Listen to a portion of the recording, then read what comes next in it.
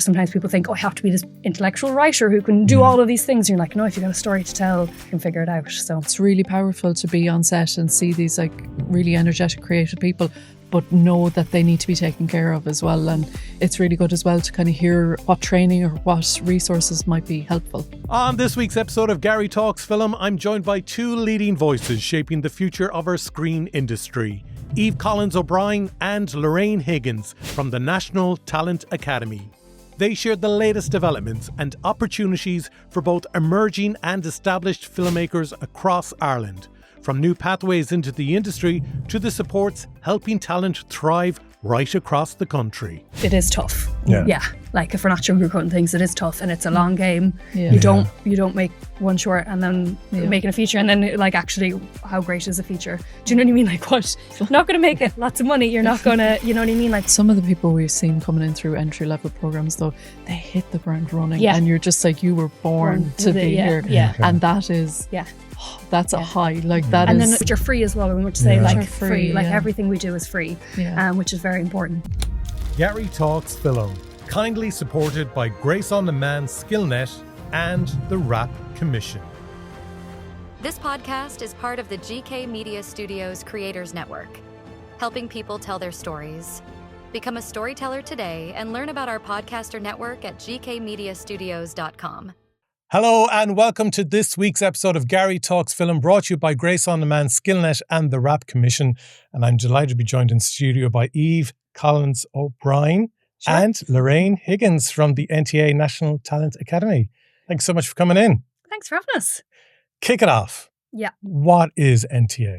Do you want to take this? You're better at describing it all. Do you reckon? So the National Talent Academies is the umbrella, and underneath the umbrella is film and TV. Yeah.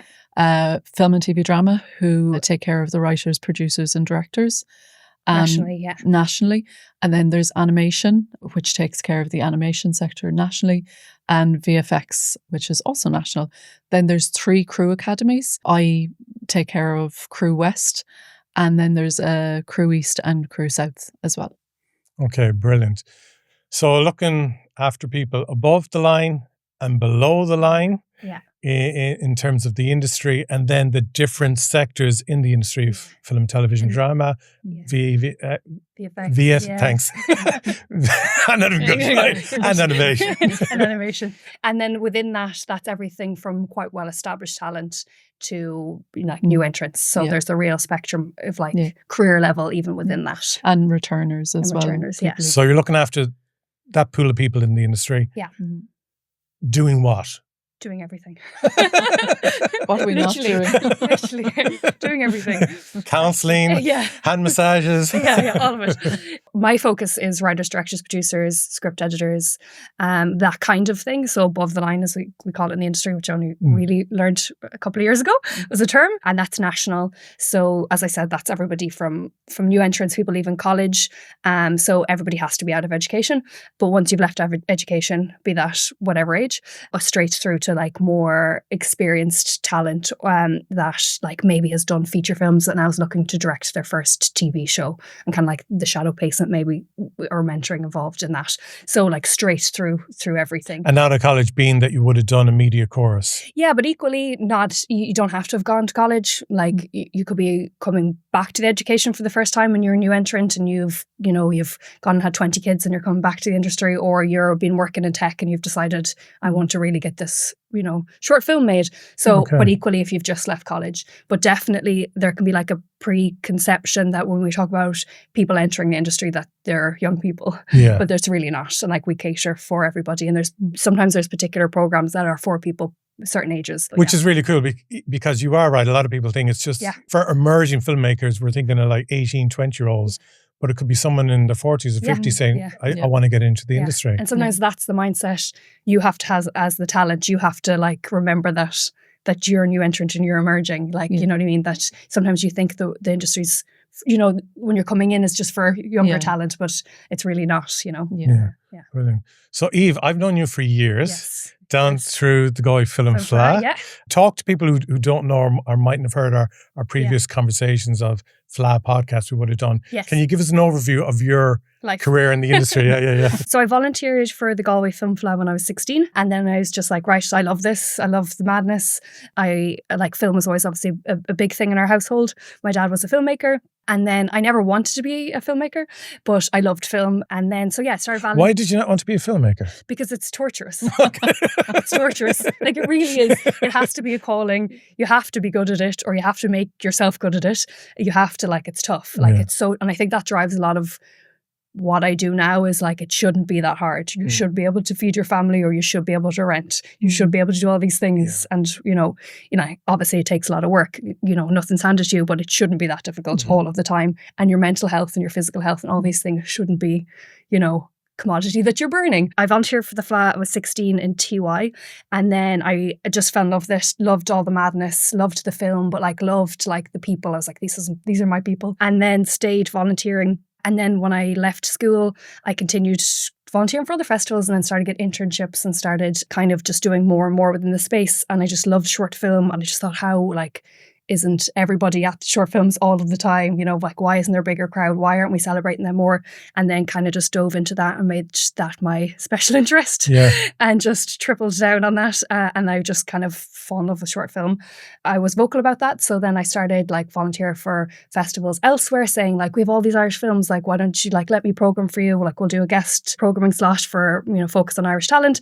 And then that kind of snowballed. And I got to work with international Irish festivals and international festivals in general. And I just stayed. I was in that until last year was the first year. No, this year is the first year that I wasn't at the FLA, which is always difficult. So I had to leave that behind just because the NTA just takes up. It's just become this beautiful beast. So I just stepped back from that. So that's 5. You started when you were 16, so that's 5 years going to the FLA, isn't it? Yeah. So it's all of the... thank you. I was trying to do the maths there. I was like, so all of those years. So I really I don't know, I just kept seeing the same mistakes, and then the same people same people making films and the same stories being told. I was like, where are the other people's stories? Where are the other, where are these voices? And where are, people that I know, or, I was able to, when I got this NTA job, I said, right, I can make a difference here. What can we do? That's kind of been one of my big focuses, and we can get into that a little bit more later, but being able to make those changes and make sure the people that are coming into the industry, one, feel supported, and the people that are in the industry stay in the industry as long as they want to. So that's kind of, so the programming is very different hat, but also it's fed into this nicely and into particularly the inclusion within the industry and the bigger picture of stuff. And I think it's actually helpful that I'm not a filmmaker now, because you're able to take one step back and you're not invested in that kind of way in it. It's not like if that was my film, I would do this or whatever. You're kind of you're a separate thing from, outside of it. We were talking about recently about not being in a WhatsApp group that are full of filmmakers. And I'm like, if I'm making filmmakers, not a filmmaker. So it's really nice. That's kind of a nice little way to look at it. So yeah. It's wonderful that all the jobs you've had in your career have been fueled by passion and inner fulfillment. Yeah, I'm very lucky that I was very, very bad at school and didn't finish my Leaving Cert, and my parents are very good. It's just there was a big just go your own way, do your own thing, figure it out. And I love working, so it was really good. I was working in a cafe and I was volunteering for festivals, and I was going to Dingle to intern for a couple of weeks, and I was very lucky that I had that relaxed atmosphere, that it was go figure out what you want to do. And then from there, I think I got a good reputation of being a good worker, but also being a nice person to work with. Yeah, which is important. Fantastic person to work with. You're a bit slow there with your response, right? We've been rehearsing that for the last hour. I'll be quicker next time.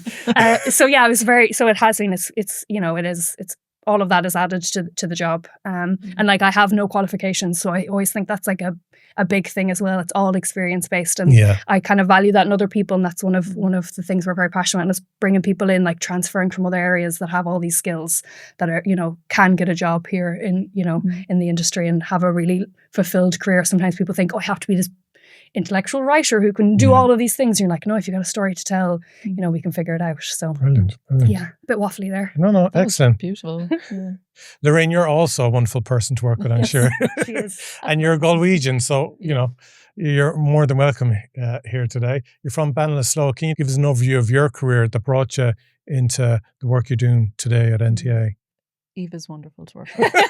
Actually, she's frightened. I don't want to gush too much, but we're actually really lucky because all of the all of the people that are working for the NTAs are really wonderful to work with. So not to clamose too much, but genuinely, we're very lucky. I used to work in bars. I was bartender after I left school. Didn't do well in school either. There's a theme. Underachiever, but also loved working. Like I was mad to get working. I used to beg my parents' friends to let me babysit for them when I was like 11. So I was, But I came home from Spain in 2014 with the objective of working in film. So how long were you in Spain for?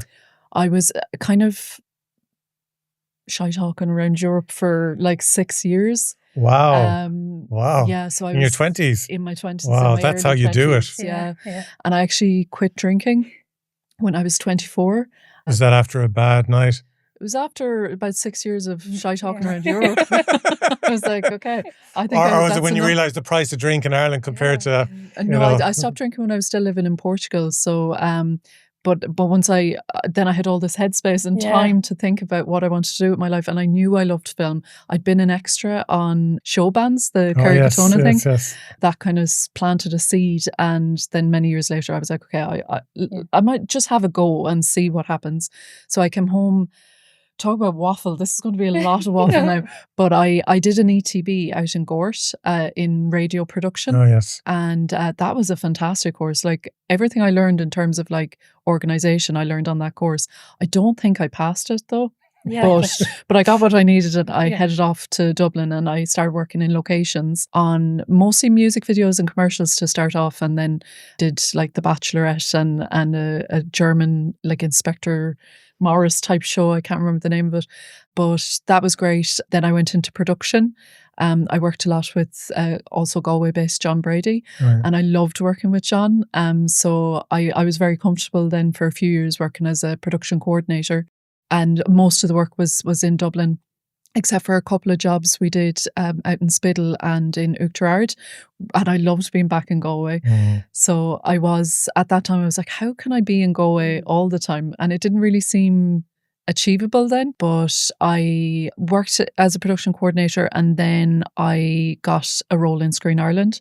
And I worked there for almost 3 years in inward production, and I got to meet... Were you based in Galway or Dublin with Screen Ireland? Dublin initially, but then when COVID happened, I asked if I could work out of the Galway office because we were all working from home anyway. And Teresa McGrain was like, absolutely. She thought it was a great idea. And I was like, yes. So I headed off to Galway. I haven't left since. clinging to my life in Galway. So that brought me back to Galway. Are you still off the drink at this stage? Yeah. I don't drink. I won't ever drink. Thank you for all of the bottles of wine that people have given me over the years, but they are re-gifted. Yeah. And so then I was working in Screen Ireland. I was a coordinator in inward production. So there was probably an itch that needed to be scratched. I probably was ready for a bit more responsibility. The next job I had was this job. So I'm now running Crew West for National Talent Academies, and I've started producing. Yes. Oh, very chill in my downtime. What are you producing? Short films. Excellent. I'm again just sucking up to Eve. Just like, look at my shorts, Eve. She's done some like gorgeous work, and you've been very busy. Yeah, it's been really busy. I work with my producing partner Ashley Malone, and we're really, really lucky so far. We've worked with amazing talent, and it's also really helped with this role in Crew West in terms of like feeding into that, you know, what Eve was talking about like mental health and like, you know, people's capacity and stuff. Making and it's changes, it's really powerful to be on set and see these like really energetic, creative people, but know that they need to be taken care of as well. And, you know, it's really good as well to kind of hear on the ground what training or what resources might be helpful. I don't know where you were, but at the Film Fla this year, and I think it was a lady called Aisling, that's why it came into my head, had set up this initiative where there was a creche in the Galmont Hotel. That was the Aisling. Okay, yeah. So that was an NTA. That was funded, NTA. That was a brilliant idea. Yeah. I'll let you explain it more. We run this job share program. I had been talking to Will at the Fla about doing a panel, just because we'd been running it for about a year and a half when the Fla happened this year. So we were like, okay, we'll check in with the stakeholders and see like how it's progressing progressing, how it's coming along, if there's been uptake, if there's been resistance. And the last time we did a session on the job share, we'd offered childcare, and that was at TU Dublin, and it was across 2 days. We were doing like training and a bunch of different things. So this is opening up the conversation about people on a crew job sharing. Yeah.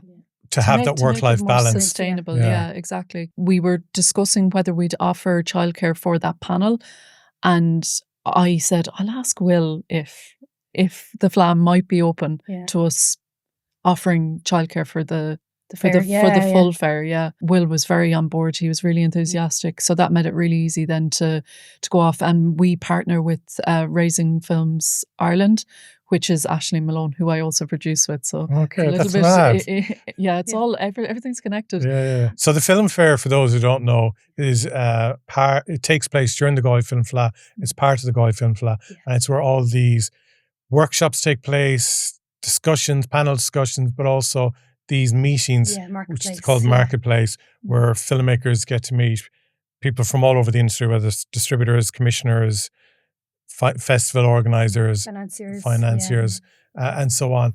And it was this thing of, because I have two girls, a 12-year-old and a 7-year-old, and I thought, like, it's only now as the 12-year-old comes to the age that she is that we're getting a little bit more independence as parents. Yeah.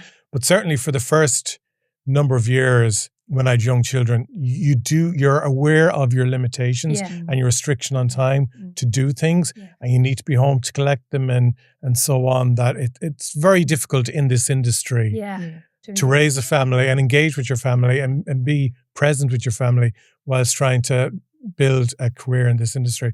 So the idea of actually people being able to go to these meetings and these discussions and their little one looked after for the day, genius.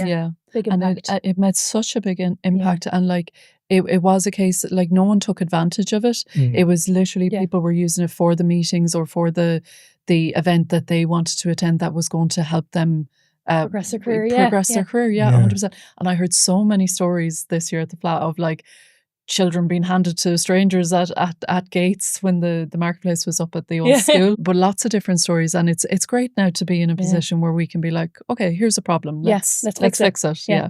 Let's just address it. Yeah. Excellent. So this is the sort of stuff that the NTA gets involved in. It's seeing the issues that are out there and getting involved. So can we talk about more issues that you're seeing on the ground? Oh God! Have I opened up a can of worms there? I think the job sharing, I know it's kind of connected to what we were talking about, but when we were initially set up, there was a massive focus on new entrants. Am I talking an awful lot? Do you want to talk? No, keep going. There was a massive focus on new entrants, and obviously that's very important, and bringing and opening the doors for people. That's really important. You know, making sure that there's no barriers for people who want to work in the industry, and then it's kind of up to them to work hard and make the connections and network and all of that stuff. But on the other hand, what we were kind of noticing was that all of these really experienced crew were burning out and were just deciding to either go teaching or, completely stepping away, going into a completely different sector, or stepping away to raise their children or had caring responsibilities. That was before Aisling Malone started at Raising Films Ireland. So there wasn't a dedicated project manager. But once she was on board, then everything came together really quickly. And we engaged with Real Time Media in the UK, who already had established, they had run an organisation called Share My Telly Job, which worked really well. Okay. But job sharing is not the answer to all of the industry's problems. But if you are, if you're going from job to job to job and you're not getting a second to think, maybe one of those jobs you job share with someone who you can trust and who also needs like a period of reduced hours. It doesn't mean you're going to job share forever. Definitely having producers and productions a bit more open to it, and the work that we're doing to kind of show what the benefits are. And Raising Films Ireland now as well, they have a small pot of money to help facilitate crossover days to make it more manageable for productions. Makes sense. But that'll make a massive impact in terms of like the problems we see. So let's say there's someone listening who used to work in the industry, have the experience, but due to other issues, it might be a carer or it might be a parent of young children or something like that. But they have maybe, 20 hours a week that they could allocate now to working in the industry. How do they take that next step to get involved in job sharing? I would say we've run everything for this year, but next year to keep an eye on the socials and the newsletter for anything job share related. Reach out to us. We're very approachable and available. I am anyway. And ooh, Eve, is that a dig? Maybe a bit too much. Well, I don't want to speak for everyone, like reach out to you. But yeah, we're really available to be contacted, and also Raising Films Ireland. Yeah. That's like a massive, that's their entire remit really, is people, trying to re-enter the industry or make the industry work for them. Yeah.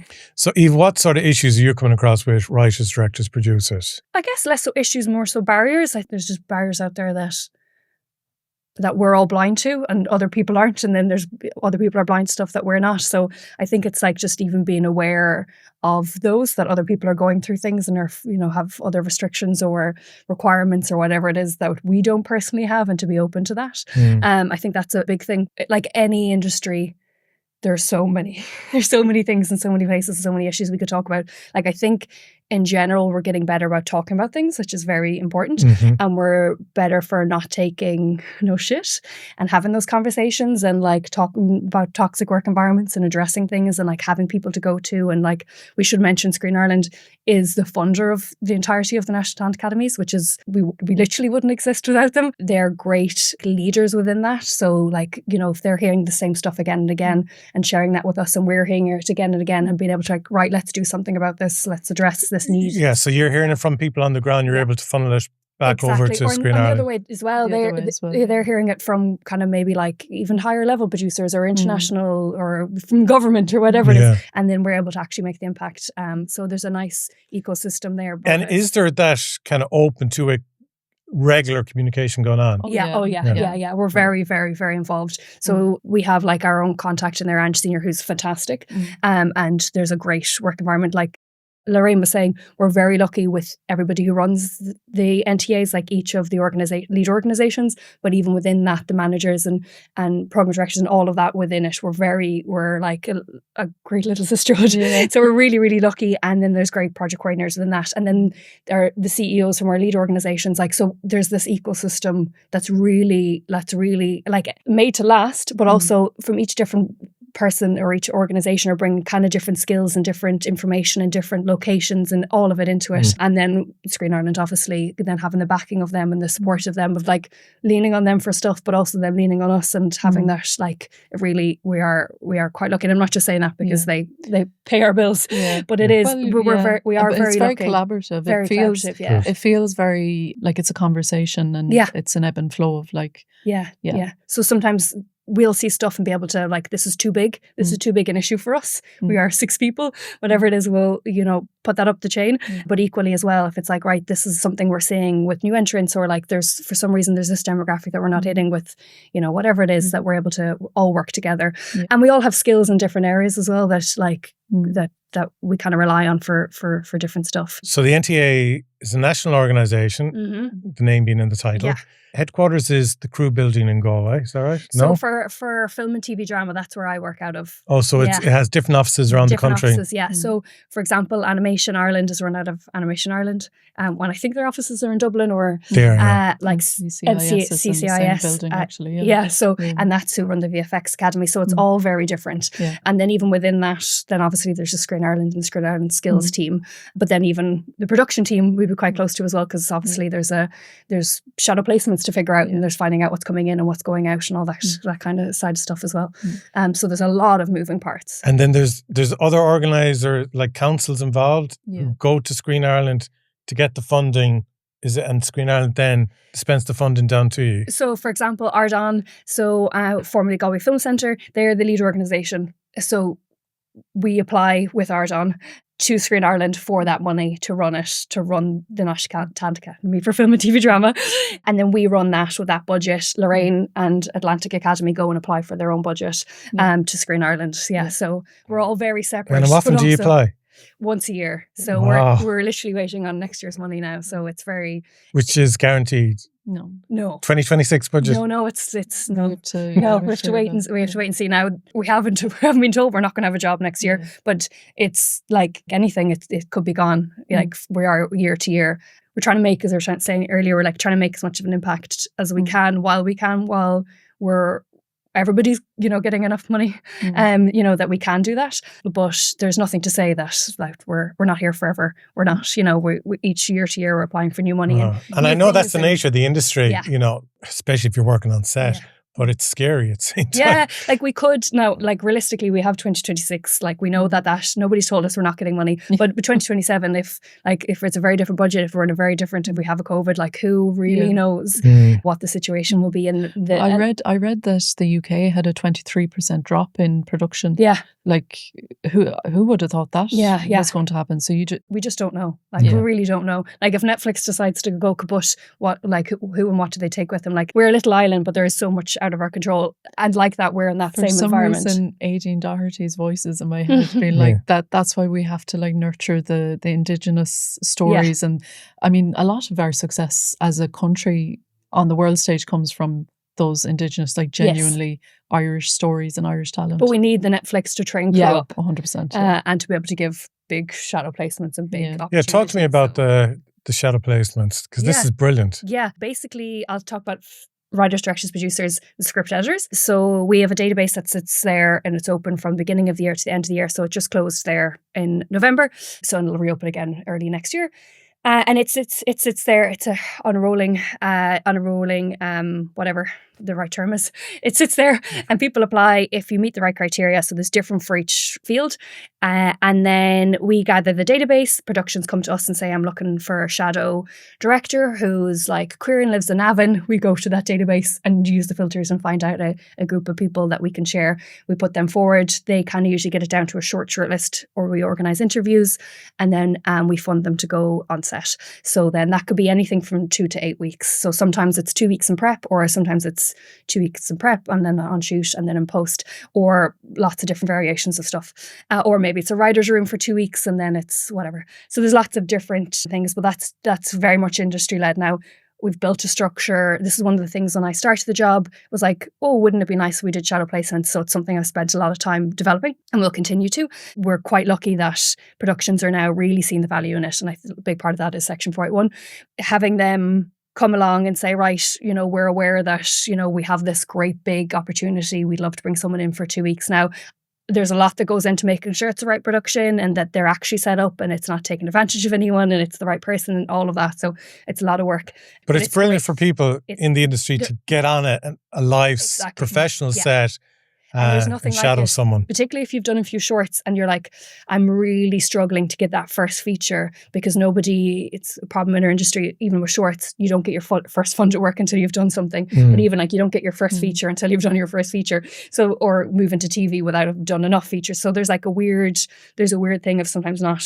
Yeah, so it is another barrier. Yeah, it is definitely. So having someone on set, they learn so much, they absorb so much. They also are like, this isn't how I'm going to run my set. Like there's that, or this is definitely, I'll take this bit, I'll take that bit, and then to take that next step. So that's a really great one. So we've had, the first year we did it, we had maybe like 8 productions, and since then, I think this year we've gone to 48 just for.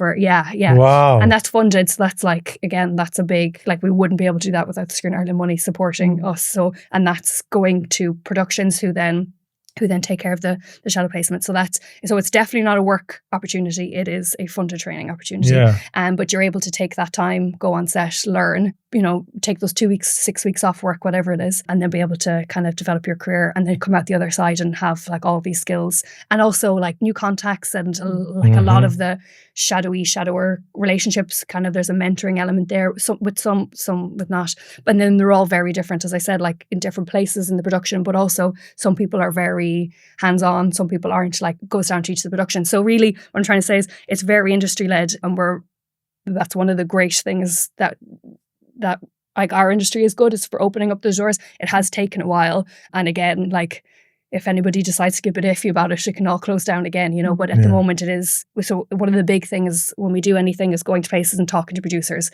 like, and talking to like the big studios and being like, come in, be like, we'll fund it, we'll take care of it. Like we have the ecosystem, it's fair, it's open, it's not like, one of the big things we pride ourselves on, it isn't like you come and say, right, I have my friend John. My John's going to come shadow us, give us money. It's like, nope, everything has to go through the database. Yeah. A lot of productions are finding people they'd never, ever, ever in a million years cross paths with. And like, we're able to get people that are based in Galway doing 6 weeks in Troy, like, or wherever, like they're able to get out and, you know, get a little bit somewhere a little bit different and learn from new people and make new contacts. Because I availed the mentorship side, Ciara Appleby of O'Sullivan Productions, who's a film producer, and she mentored me. I was the mentee, and it was just brilliant because it wasn't just the huge value of information I was getting from meeting her over 6 months, but the friendship and the relationship that has grown from that. And like I was in touch with her a few weeks ago on something, and she's just brilliant. And even I think maybe 2 months ago, I had sent in an application screen in Ireland, and they sent something back that I hadn't filled in properly, and it was panic stations, and I didn't know what to do. It's like, Ciara, and 15 minutes, it was all sorted and resubmitted. Sense check, but but you can see why if you didn't have that. Now we do a lot of mentoring, and that's something maybe we can chat about next. But like, if you didn't have that, like, who do you go to? And like, sometimes people reach out to us and be like, and it's maybe not an NTA short, but it's a John Leary fund or whatever, and they're like, oh, I don't understand what this is, or can you give me somebody, or can you whatever? And you're like, yeah, like maybe try this, or have you looked at this, or whatever. So it's nice that we're able to help in that way. But the mentoring, there's nothing like it, and we do, as I said, a lot with mentors, but each one is very, very different and has very different value and has a very different outcome. But really, it's making sure the mentors are paid for their time as well. Like, that's a big part of it. So you feel that you can actually ask them the questions and get stuff out of it, because you know, I can go to you and ask Lorraine a question and be like, Lorraine, but like, I'm aware of her time and her energy, and there's only so much you can do. But at least if her time is getting paid for, that's like, you know, it's that ecosystem of paying people. But what I loved about it, their time and energy, which is important to draw that line across the sand. But what I loved about it was just the two of us meeting in a hotel lobby or a coffee shop. But but there's no BS. There's no, you know, gloss to it. It's like, let's just talk harsh reality. What's going on in the industry, and so valuable, because you don't get that in college with respect. You won't read it in a report or anything like that. But just getting that real honesty is amazing. Like, finding that mentor is an art as well. You know, like finding the person that's actually good for you, because like with a lot of our mentorship teams, it's like, everybody wants Lenny Abrahamson, like everybody, and you're like, first of all, that's not realistic. There's only so many hours in the day. But then also you're like, but what does he know about right now trying to produce your first short in the ecosystem in the west of Ireland? Like, what, like, definitely you get great advice, and like, we can listen to him for days and days, but also like, it's probably more realistic to find somebody, you know, who has a closer frame of reference. This is good for right now, and that's going to be able to support you. Like, it's not as sexy. But like, it is more useful, and there's more tangible, and like, you've built a relationship, and they're going to have, and it'll be with you throughout your career. Exactly. And so, like, I mean, we all want Lenny to mentor us, but Lenny, as if I know. But yeah, you like Brian or Saoirse or whoever down the road, you share resources. And, because it's sometimes you get lost in that, like, oh, I want this glamour. Big thing, and I'll have these conversations. It's like, no, it just kind of ends up being you interviewing somebody you love, and you get into the nitty gritty of how they directed that scene. But is that going to help you survive tomorrow? Like, when shit hits the fan, or like, they're gonna get different questions than you are, and there's different levels of, like, you know, they're in a very different place in their lives, never mind careers. So that selecting people and knowing that, and like having somebody to talk to about that, like having those conversations that we did of like where and what and who, like, and the same when you're doing the on-set mentoring, like it's so important. It's not like, oh, like, just go with John. Like, poor John's getting a lot of shit today. But like, just go with John. I'm trying to think of all the Johns I know now. I'm like, oh God. But just, you know, you have to have those conversations of like, that's great, but also, would you get more benefit from Mary? Yeah. Mary's around. She's a good egg. She is. The on-set learning that the crew academies do is similar, but slightly different. We do work placements. So there's 3 crew academies, which we've covered. So my colleagues, Jade Travers, she runs Crew East, and Rachel Power runs Crew South. So we kind of divide and conquer when it comes to the on-set learning.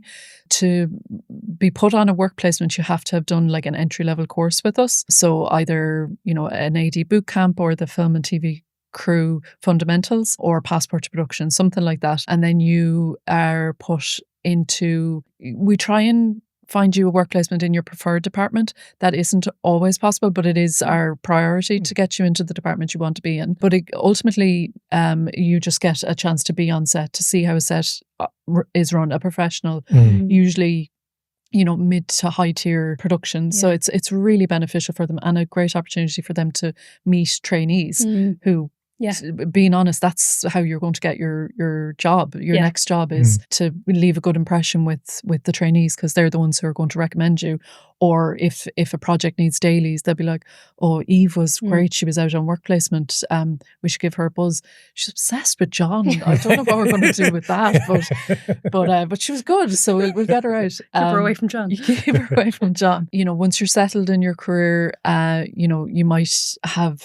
you might be a DOP, or you might be a production designer. You might have designed a number of quite successful shorts, or you might have worked in the art department on a number of productions, but you're kind of have your eye on your first HOD role in features. So then you come back and you apply to our shadowing database. So when you apply, and if you're successful, you're then same as with Eve's, when we're talking to productions, if they're like, our production designer is very open to being shadowed, I'll send them then the list of people that, might work. We kind of go from there, and then you get an opportunity to be on set with a very experienced production designer who has years of experience, and you'd soak it all in, and that works really, really well. So then you're after your shadow experience, and Eve, you're very busy. You're getting all of this wonderful knowledge, and you get offered your first feature film, and you're like, okay, I remember the shadowing, everything went well. Still a bit daunting, because there's an awful lot. It's an awful lot more involved in, even from pre-production, to wrapping out. Looks completely different on a feature. So then you come back to the crew academies and you apply for a mentor. Now with the crew academies, which is slightly different, then you do have to kind of come with a mentor in mind, and that's how it works best for crew, just because you already have a shorthand, you already have a relationship, so that makes it a lot easier. And can it be the person you were shadowing? Oh, totally. So that's already that would be amazing. It just means that you can pick up the phone and just it can't be Lenny. And for head of costumes or something. I don't know how good Lenny was as a crew member. Does he have much crew experience? He probably has it. Probably has loads. But so then you have this beautiful thing where you can, because mentoring's been happening forever. Yeah, it's just been unpaid, and I know myself personally. But there hasn't been that facilitation of it. It's very much people having to go seek it out and themselves. And then you have to know somebody as well. The tough part. Yeah. Well, I work very closely with John Brady and Siobhan Nigaira. But I still would be like, oh, can I ask them? I'm not, it is that. But if they were my mentor through a scheme, I'd be like, you have to answer my phone. They would. I know well they would. But it's just for you as the person who's being mentored, it just kind of gives you a bit of the power. Yeah. So you feel like, am I bothering them? That kind of goes away. And a big thing in our industry, if you at all feel like an outsider, even the slightest bit, you're not going to ask. It's very hard to ask for help. Yeah. It really is. Yeah. It's very hard to even find the person to know to ask for help. But then even you're just I have to be strong and flawless. There's this, and figure it all out and be this wonderkin. So sometimes it's just having that system of no, and we'll do the ask also. We'll have that conversation and we'll be your agent. It's a lovely thing. And so there's so much even within that you don't have to be I have to go knock on someone's door. It's no, because I sent you off a list of who I wanted, and Ciara, I think it was 3 people I had to submit, but Ciara was top of the list.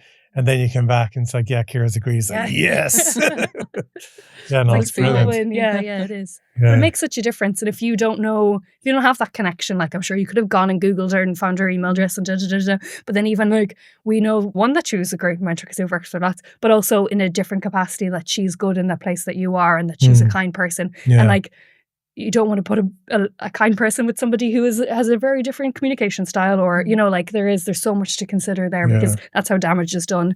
You're left in an environment you shouldn't have been left in, and both parties then are annoyed. Yeah. And then it's not beneficial to anybody. Yeah. We don't always get it right, obviously, and things change and happen. But even having that person to come back to me this isn't what I thought it was is really come back to somebody in the NTA is really important. Or this is even better. What can I do next? What's the next stage? And growth and support. Yeah. And if people just go to your website, National Talent Academy's website, is that where they can actually fill out the criteria and join these databases. Yeah, everything's up there. And you'll see, like, we're obviously quieting down for Christmas now. It's getting quieter, in theory. Though we are launching our short film scheme, actually. So strike all that. It's only getting busier. But all of it's there. But also you can see the stuff that we've done in the past. So it's like, right, that was done previously. I wonder if they'll be doing that at the FLA this year. Or I wonder if like that networking event in Offaly will happen again this year. And like, there's always an email address. So you can always email and keep an eye on the social medias. Really, like the Instagram. The old Instagram. Christ. Laura, go not like that. The Instagram and the socials.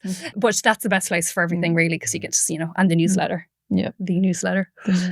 What are you proud of that you have achieved so far? The Irish language stuff that we've been doing.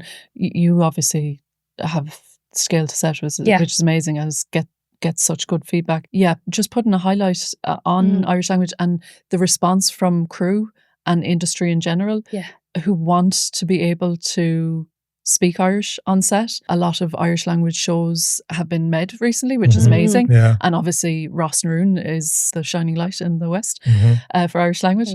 But I have seen actually kind of more entry-level crew members looking, because we're running a Lunch and Learn Irish next year.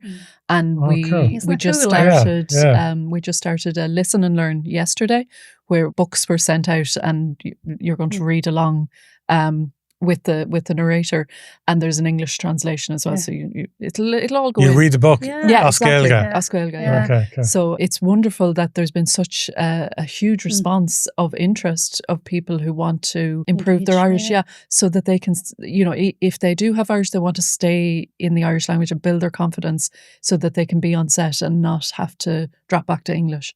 Yeah. So, and it's mostly about building confidence. Actually, a lot of the industry have Irish, but maybe to leaving cert level, or they just haven't used it in years, so they just want to brush up and.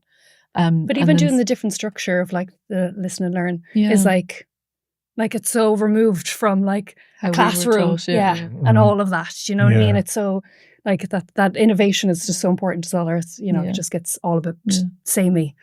So that's. I should say as well, I don't speak Irish. Louise Richardson gets multiple messages a week being like, "How do you pronounce this?" So I'm like really trying to learn as well. But it's sort of taking the scariness out of it, or the what's unknowns, the thing? Yeah, it's just because it's daunting. Yeah, it's really daunting. But to have these like really manageable, achievable kind of points, and then Scale to Set is fantastic. We had Scale to Set there the week before last, which is an Irish language development programme by Daithí Keane, so that's great. So that was for Irish directors. And then we had a programme with Ross-na-Rún earlier in the year, developing brand new writers through everything they need to do for story writing, and then going straight through to a placement on Ross-na-Rún to get one of the EPs. So it was very good. But I think anything like, I think us as a whole, and definitely from Film and TV's point of view, I think it's like one nationwide that we're having that piece, and that's something I think we're all very proud of and aware of.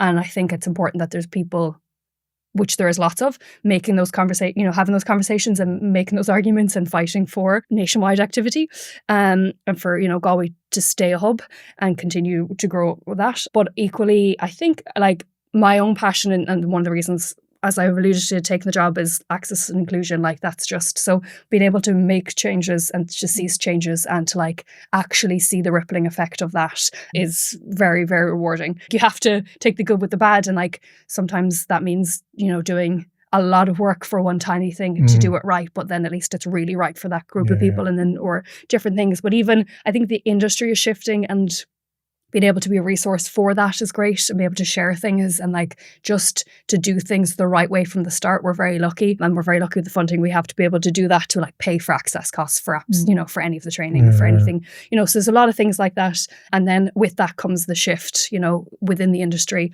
of other people kind of like, oh, well, actually I was on, like we have an inclusion fund as part of our shorts. So there's a separate short film fund, but then there's up to 5k to apply for, to make the film more accessible for whatever reason. So there's lots that can be childcare, care costs, that can be translators, that can be absolutely anything, like more accessible buildings. If a normal hotel is this and the more accessible building is this, and you have to use that, like that cost, has to come from somewhere.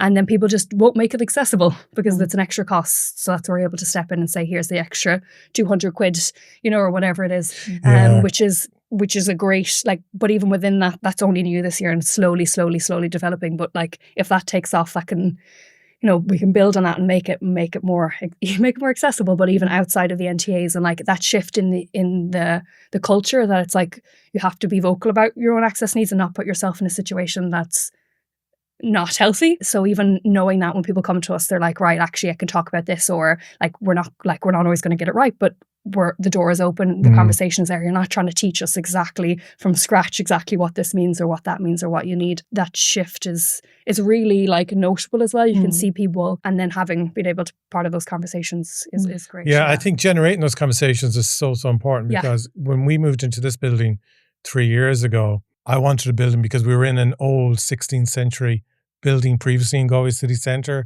with the steepest stairs possible and about 5 flights of stairs. But I wanted to be in a building that had a ramp, that was wheelchair accessible. When we were building Studio 2 here, I wanted it wheelchair accessible because of hearing these conversations that the NTA was hosting at the FLA and at other events. And even recently, we recorded with our cyclorama green screen I was showing you next door, Irish Sign Language, for it's the first kind of official HSE public project with ISL in it. So there was huge learning for us that week on how we facilitate it, technically how we operate it. But it was a massive experience for us, and it gave the team such a high knowing that we were part of this and creating something, you know, making a healthy initiative more accessible to people out there. The lift it gave us. And what we're trying to do now is even encourage companies to be doing subtitles more in the output of the deliverables, because there's people who mightn't hear properly what's been said in a video or something like that, or might struggle with the English language or something like that. Exactly. And it's to create that greater awareness by generating the conversations. Exactly. And you making those changes on your scale, you know, puts other people in a position that they then have to, and then it does, you know, when we just make a new normal, it becomes the new normal. And I think like a lot of that is championing your own self and like being verbal and not being afraid to be like, this is what I need and this is the things that I do or don't and whatever, and not being frightened of that, which is quite difficult within our industry, particularly like even within the neurodiverse community, going into a space that's too loud, too this, too that, but like that's part of your job, you have to do it. But what you can control is telling your HOD or like bring a buddy with you. Like there's a lot of stuff, you know. Anyway, we could talk literally all day about but even 2 years ago, everyone was saying auto-enrollment for pensions will never take place. And now it's happening in a couple of weeks, and that's the reality. And it will be normal in a year's time. Exactly. And we just need to push hard on these things like job sharing and so on, that it just becomes normal. Exactly. And that's, there's a mixed onus on everybody to do that. But I think, any of that stuff is particularly rewarding, and you can see the impact. And so that growth, and then being able to see people working up the steps or going on like across the bar, but like seeing people coming in from a writer's program that have now got their short film funded with us, and that, or somebody else has gone into shadow placement and now they've just been picked up like for a TV series with Screen Ireland. Like there's all that different, you know, that you're able to watch people's growth is probably the most rewarding. We're still quite new, but we're just talking about this because sorry, I keep touching you. We're going to be 4 years deep next year, and it's now that we're starting to see the impact, year one, the ripple effect. But I think you can see the ripple effect now in the scene of the irony is that Screen Ireland have funded the NTA to help people in bridging them in pathways, creating opportunities, and so on. Screen Ireland are inundated more than ever now with applications for development funding and so on. So it's working. It is working. They mightn't be happy about that now, but it's working. But and then that's very true. And it's like, is there nothing on writers? Is there too many writers? But like maybe there is, but there's too many different types of writers now. We've got lots of different, even like genre based. Like we're not all writing because this is what we think Screen Ireland want, or we're not doing this because this is like exactly what, I don't know, whoever will fund. This is now like, actually, I'm going to tell my story, or I just like horror, or like there is. So there is definitely more people, but then there's a lot more like the widest sense of diversity within that. You know what I mean? So it's not, you know, and there's different different layers of that, and you have to work your way up, and like there's definitely miles to go for a lot of people, but like at least there's different stuff coming in, and hopefully they're funding different stories and different points of views and stuff, but we have a job to get people that far, which I think is working. But yeah, it is like we're very busy, and there is a lot of onus put on skills and training, but to write as well, happy and healthy, like, you know what I mean? It's not just training writers to a new writer to write a script and go and do that thing. It's like, no, it's like, it is, we goes back to job sharing, goes like these bigger shifts in the industry that are really important. Yeah. I always used to feel that, and I've said it before in a previous podcast of Garry Talks Film, if you looked outside the steps of the Galway Film Fleadh during the festival, you'd see certain age groups, and you see people in their 20s who were just out of college and hungry, and they might have had some shorts being screened or something. And then there's a gap of like 10, 15 years. And then you have people maybe from, you know, the 40s onwards who actually managed to make a living out of working in the industry. But there was always that massive gap where people weren't able to make the next leap in the industry. But we even developed our short film fund for that exact reason, because there's this weird catch-22 of you need a funded work to get funded work. And then that first step in your ladder can be very, very difficult. So we have the first credit short film scheme. So that is for totally new entrants of obviously of any age. And so coming in, they have a really good idea. They have a team, writer, director, producer team. And then we have like a full scheme that takes care of them. So yes, they get a pot of money for $8,000 to make the film, but also it's a lot of mentoring, it's a lot of workshops, it's a lot of training, it's shadowing if we can facilitate it. Super. There's a lot going on so that one, they make a great film, that's lovely, but they come out stronger, happier, healthier, like full of knowledge, and then ready to take that next step in their career. So yeah. That's anytime anyone asks me about the short film scheme, that's what I say. I'm like, it's great that you're going to make your short, but you'll be a better filmmaker once you've been through the process, and it's so career changing. Yeah. So it is just to be able, like, that's a good example of just hearing something again and again. And we're like, right, how can we fix this? And then to be fair, it was developed very closely with Screen Ireland and what would or wouldn't work, and their thoughts and input on it, and being able to change it and develop it, and it'll continue to change and develop and grow. And you know, there's lots of exciting stuff out there that hopefully will continue building on in that short film kind of area.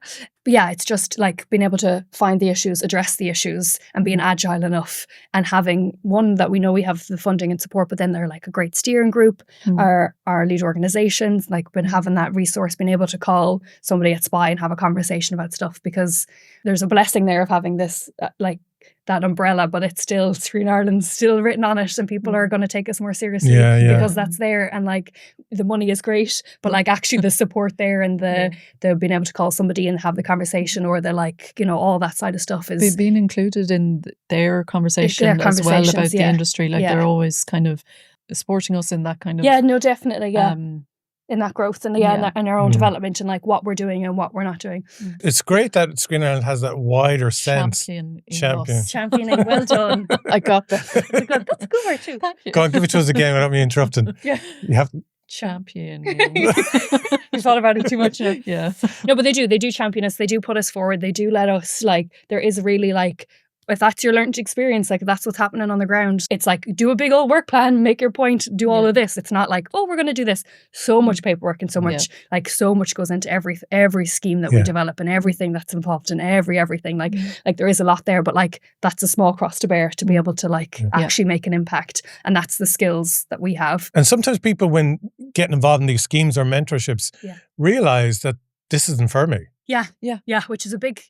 But that's a win as well. As a win, 100%, because you could have saved someone so much of their time, because it's a hard industry to get into, and it's hard to step up to like a HOD, or it's hard to step up to, you know, from shorts to features, and if it's not for you, praise Jesus and just back away slowly.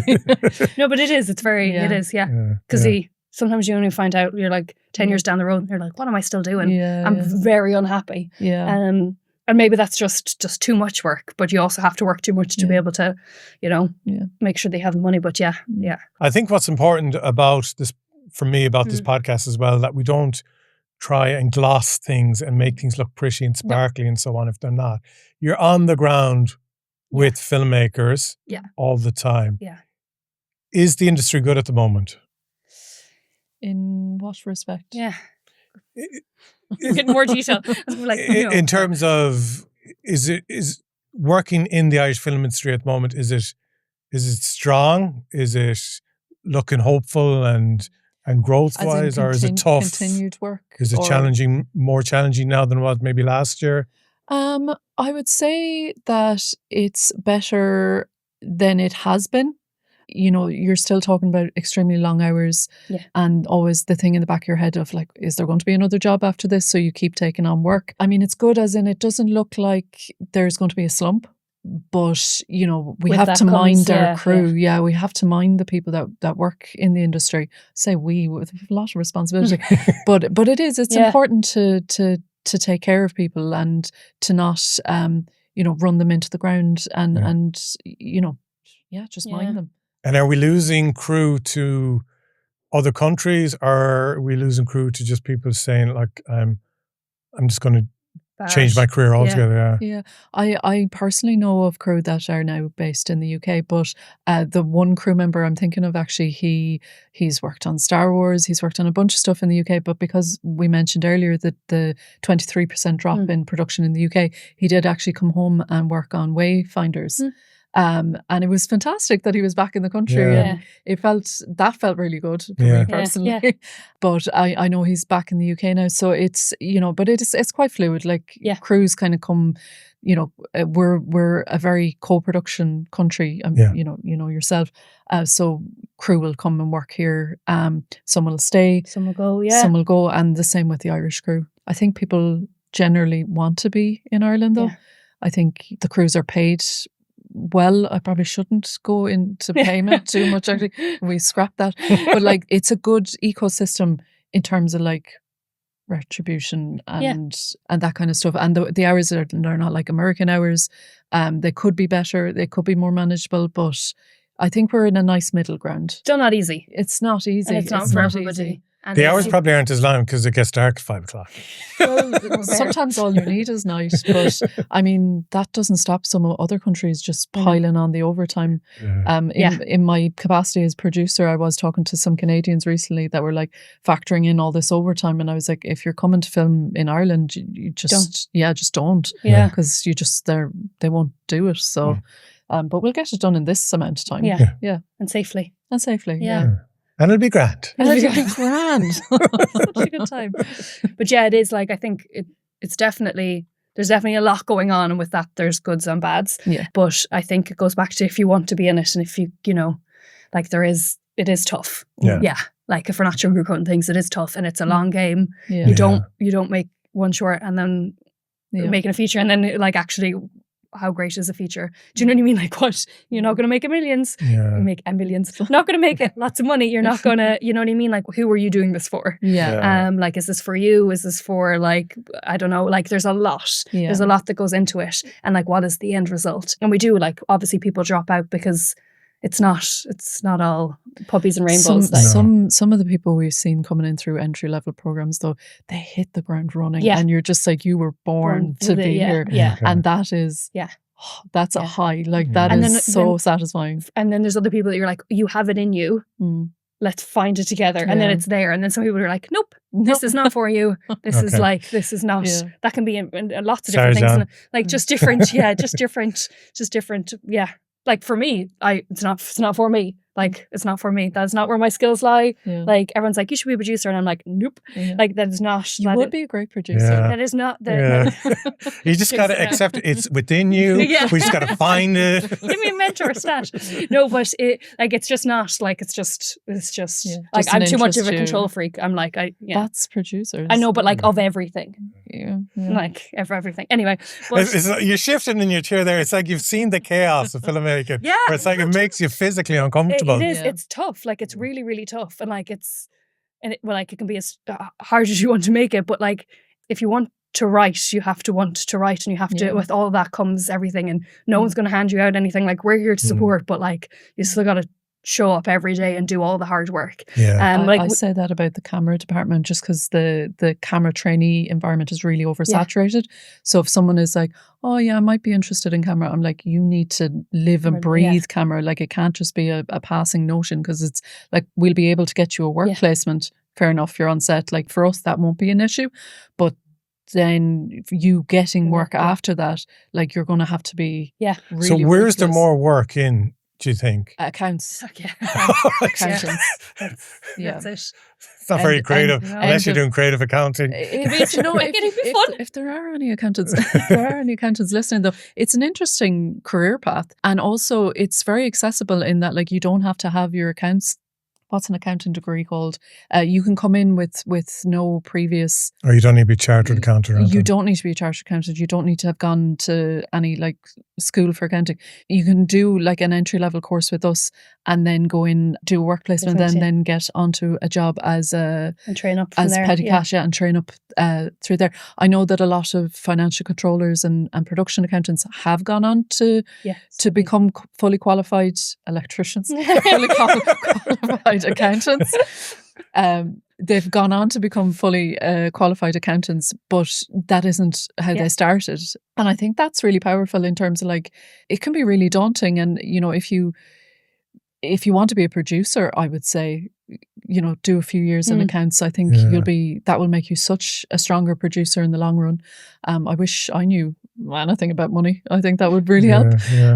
Some of the best business people I know studied accountancy after college, like when they were running the business.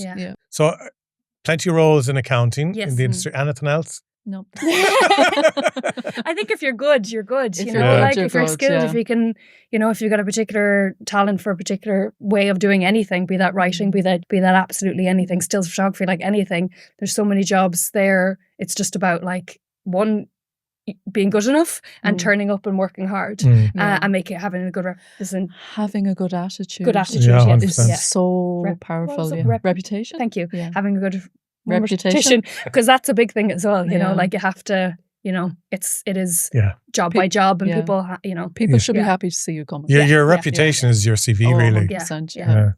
Alva Keoghan says this great thing, which is, if somebody's ringing you, like, before you take a job, if someone's ringing you, I have to do this all the time. If they rang you, would you want to answer their phone call? Now, I personally don't answer the phone to anybody, like, ever. Like, ever. Not even Gar, your husband. Nobody answers the phone. If the cats could call me, no. But if that person, like, that shouldn't fill you with dread. Like, that's in it. So if your HOD that's filling you with dread, or going to work is filling you with dread, or whatever, like, that is not the environment that you should be putting yourself in or creating for other people. You do not want to be that person that's ringing people at 3 a.m. and being like, where the fuck is this, or who is that, or what is that? Like, you don't want to be that person. And you, like, from an entry level point of view, you want to be useful, and you want to be just like, listen, don't be on TikTok, you know, be engaged, because, you know, sometimes new entrants can want it so bad, but then actually it's quite boring. And, you know, entry level roles, it's either pure chaos or you're standing beside a bin. And, like, that doesn't sound very sexy. That's part of the, but that is 100% part of it. You're totally right. I remember there was a great thing that carried me through life when I was working as a teenager in Roche Stores, which is now gone. They used to say to us, no matter what, don't be caught with your hands in your pockets. So always look busy. Always look busy. And it's the same thing on set. You know, even I think if you're a mentee there, you're look busy, or ask questions, just or watch. just watch. Even just picking one person and watching, listening. If you're on an AD work placement, chances are you'll be blocking off. But, like, you need to be listening, because stuff can move. Like, things can happen very quickly, and, like, it might just be a 5-minute window out of a 7-hour, you know, shoot, or a 7-hour scene. If you're not listening, or if you're just missed that bit of information, then it's like, okay, we can't rely on you to be engaged. What's on TikTok will still be there 6 hours later. And what about finally then virtual production? Do you think there's an AI and everything? Do you think there's a huge surge about to come down the road in terms of using those tools for production? Look at me. I am not qualified enough to. I think, like, AI in particular, it's figuring out as we go. Like, I think personally it's a useful tool. It's how we're using it and who's using it for me. But, like, we implement it in our training, but also in a very safe and secure way. And better yet, don't do this and don't put your information here. And the same, I guess, with virtual production. I don't know enough about honestly. But, like, it's it's like anything. There's always going to be the new thing that's scary, like the internet. I'm not comparing, you know what I mean, virtual production to the internet. Scared of the internet? No, but like people were, you know, they were. They were, or like the millennium. Do you remember we thought the whole world was going to shut down? But like, there's always something, and it's what you do with that information and how you educate yourself, I think, is the important thing. I'm doing the micro-credential entertainment law in University I could remember that, but I couldn't University of Galway. Or University of Galway. So, interesting. Which is good. Yeah, so that's developed through the NTA with the college and the Law Society. So, but even in and you're learning all about contracts and consent forms as well. Yeah, and a lot around IP and a lot around like all of that. Obviously, it's like a micro-credential, so it's not going into crazy detail, but there's a lot of stuff that I wouldn't have even thought of before. But within that, even AI and like how that's going to play with IP and copyright if people are using it and using it incorrectly and they're just scraping it for data. Where's that data? That data belongs to someone. Yeah. So there's a lot there that I think like, and that's personally something I'm interested in because I'm funding people.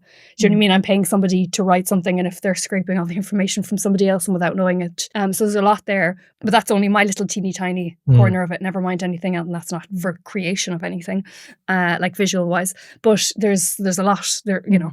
I think if we tried hard enough, we'd be frightened of everything. So I think it's about, setting yourself up and educating yourself. Excellent. Yeah. Finally, what message would you like to put out there to people who are interested in maybe heading over to the website and taking that next step in the industry? Obviously, like all the information is there. The courses are there. They're quite detailed. There's obviously our email addresses and signing up to the newsletter. I think attending a network event as well as doing the training, be that online, even like the read and learn, or, there's different levels of engagement. If you're not comfortable with going into a hotel to meet lots of people, there's different levels of engagement. I would say start applying for stuff. Even honing your application skills is huge. Like a lot of with the short film scheme, we do a registration day where we talk through the application form and through the information and what this looks like. And there's templates for things. Like even doing that and making that application, even if you don't make it, but doing it all. Is there any tips you can give there on putting together a good application? Detail, really. It's all about, for me anyway, all about detail. In general, all of our schemes for the NTA Film and TV, we ask for a personal statement and a CV. And really that's because sometimes your CV is just a list of stuff that has no context. Or maybe it's one thing, you're working in pennies and you did these 2 shorts, or you've done these fab little cinema things. But equally, then your personal statement, it's what I say to put the most time and effort into, because you can really be like, I am here, I want to be here. This is a realistic place that I am in my life. I think this course will address this, or I want this funding to do this. Application forms are a big one, but I'd say engaging slowly. You don't have to go straight into like the multi-camera course that's, for high-end TV. You don't have to dive straight into that and be expected that. Like slow engagement, working your way up, like coming along and meeting us, having the chats, following us on social media, like NTA, not us personally. You can follow full of cats, so much cats. But like even that, like just slowly engaging and learning who's around you, going to festivals and watching shorts, like that slow engagement. You don't have to jump in and be a fantastic filmmaker, like slow and steady, really. Yeah. We're not scary. We're here to support and help. So even if it is coming along to something or dropping us an email or coming to say hi at something, that's what we're here for, really. So that's what I would say in terms of advice, for next steps. And be that everywhere. You could be quite as we've said, done lots of features and then struggling that getting into that TV space, and you're like, I have this and just nobody's listening to me. Like having a conversation, sometimes they're like, right, well maybe you need to be looking at an international mentor that has, showrunner experience, like all of these things. There's lots there, but I think engaging slowly and not putting that pressure on yourself to be Lady Abramson tomorrow is important. Yeah. Brilliant, Lorraine. Yeah, I'd agree. Like attending things like FISH or any industry events and networking, with that, whatever's within your capacity. And that's for all levels. Yeah. Which are free as well. We want to say free. Like everything we do is free, which is very important. Thank you, Screen Ireland. So but that is an issue in our industry is, come on in, but we'll charge you. Yeah. And be that whatever level of charge, like financial or just we'll milk you for all your time and energy. Yeah. So that's very important as well to say that, don't let that be another barrier. That's at least one thing that we can or at least Screen Ireland can take away quite quickly. I cut right across you. No, that's okay. I love it. The other thing, just from what you were saying, was like, if you are going to go onto the website and take a look at previous courses, or even there's a course that you want to just read the full profile as well to see if it is suitable. If it is suitable for you, and if it's targeted at you, and if it's not, again, the email is right there. Just reach out and we can let you know if there's something that's a bit more suitable. If the thing you're looking at is a bit too advanced, we can let you know if there's something coming down the line that's just going to serve you well. Because otherwise, you're probably just wasting your own energy filling out, because a good application is vital. I get a lot of as above, and I don't like that. Yeah. That's a bugbear. I don't like it. No more as Good above. No, but definitely there is. I guess the other thing, we're very preachy NTA, which is like part of our job, like it is, and it's because it's great to get the clarity for people. And I think another part of that clarity is like, we personally, Film and TV, have run 103 initiatives this year so far, which is like a lot. And I think we're just over 5,000 people. So like, and that's not even applications. That's people that have been accepted and been to things and processed, and we've chatted to like at some. So, and that's just one of us, never mind all of us, and all of us together even more. So there is like, we're here, but also nothing is a given. Just because you've come along to one course doesn't mean that you're going to get the funding. Like, there is a lot of that, like making a detailed application. It's not like, oh, well, you know me. It's like, well, sure. But like, that's actually what we're trying to reduce, is that, me, or like we chatted that last day. So there's a lot of like taking the time, to read the right application, course profile, and then, and make a good application and doing that, because there is thousands of people out there. And maybe if you don't get into the first 3 things you apply to, but then the fourth, or email us and say, why, just checking in, is there a reason I'm not getting into these? Like, what was the problem? Sometimes it's like, well, this is the issue, or a lot of the times it's external selection panel, so it's very hard for us to say, but it's say, right, actually this looks good for you, or come along to this, or let's have a chat at this event. And so there's a lot of that. So there's definitely like, come on in, but also there's a lot going on. Also to add is like, I'm just in the back of my mind, I'm thinking, because I have about 8 people at the moment who've been through courses with Crew West that are waiting to be placed, and they're being so patient. And that's the other thing as well, is that we can only do what's within our capacity and our power. So, when you're engaging with us, have a little bit of patience too. That's the only thing. But like, we have been really, really lucky. So if people are listening to this and they are thinking, oh yeah, this is the answer to all my prayers, and then, maybe they do get a knockback on the, be patient, and like, it's not a no forever. It's just a not now. Yeah, exactly. Not now. That's very nice. That should be the answer on every Screen Ireland application. Not now. Not now, but come back. Thanks a million for joining me in studio today. Continued success, and hopefully it's not just next year you're around, but for many, many years, because it's having a fantastic impact on the people in the industry. Thank you. Thank you, Eve. Thanks, Lorraine. Thank you. And thank you for listening to this week's episode of Garry Talks Film. We'll talk to you again next Wednesday.